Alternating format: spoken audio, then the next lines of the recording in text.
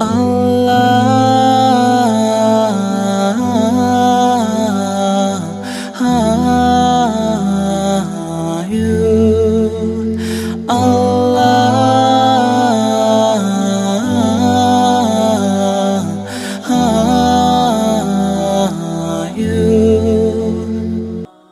பேர் முகமது அலில் மோராய். தெற்கு மாகாணத்தில் இருக்க அலப்போல ஒரு அகதியாக இருக்கும். குண்டு வெடிப்பின் காரணத்தினால இங்கே தப்பிச்சு வந்துட்டோம். ஒதுக்கப்பட்டவங்களுக்காக இருக்கிற முகாமில் நாங்கள் வாழ்ந்துட்டுருக்கோம்.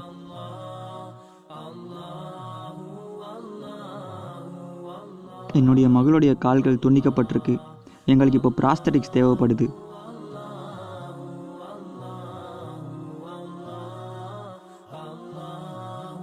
அவருடைய நண்பர்கள் முன்னாடி அவள் தவழ்ந்துட்டு போகிறத பார்க்கும்போது என்னுடைய இதயம் சோகத்தால் துடிக்குது.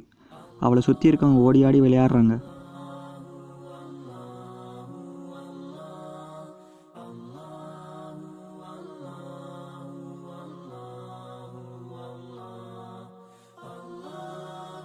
அவளுக்கு நான் உருவாக்கி கொடுத்தது இல்லைன்னா அவளால் நடக்கக்கூட முடியாது.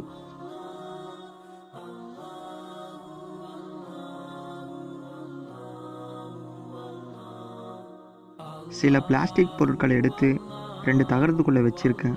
அது என்னோடய கையில் தான் நான் செஞ்சேன். அதை வச்சு அவளால் குறைஞ்சபட்சம் பள்ளிக்கூடத்துக்காக போக முடியும்.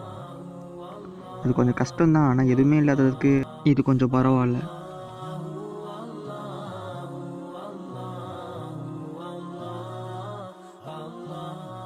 அந்த தகரத்தை வச்சு நடக்க அவளுக்கு ரொம்ப கஷ்டமாக இருக்கும்.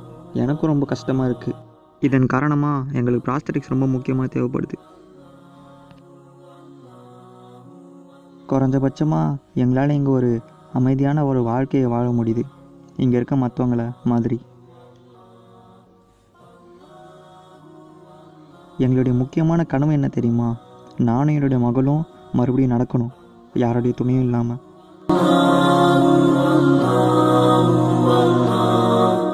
அல்லாஹு அல்லாஹு அல்லாஹு அல்லாஹ் அல்லாஹு அல்லாஹு அல்லாஹு அல்லாஹ் அல்லாஹ்